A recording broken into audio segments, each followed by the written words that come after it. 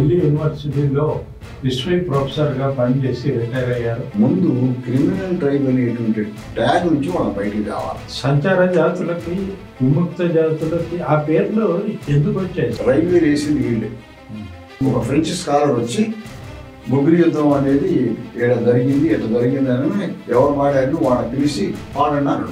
First Telugu నాటకంగా అది చాలా ప్రసిద్ధి చెందినటువంటిది. ఇప్పుడు ఎన్టీ రామారావును మన నాగేశ్వరరావు ముందు నాటకాలు వేసేవాడు. బ్రాహ్మణ, క్షత్రియ, వైశ్య కులాలకు కూడా ఆశ్రిత కులాలు ఉన్నాయా? రామాయణాన్ని ప్రజలకి అనుకూలంగా వీళ్ళు ప్రదర్శిస్తారు.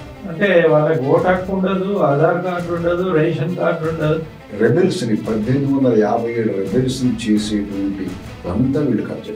విద్యాపరంగా వారి పరిస్థితి ఏంటి? ఇప్పుడు రైతు కులాలు కూడా మోడర్న్ ఎడ్యుకేషన్ లోకి వచ్చింది. తెలంగాణలో కూడా అటువంటి పద్ధతి ఉంది. పుట్టుకతోడే దొంగ పేరు వేసింది ఇండియన్ గవర్నమెంట్.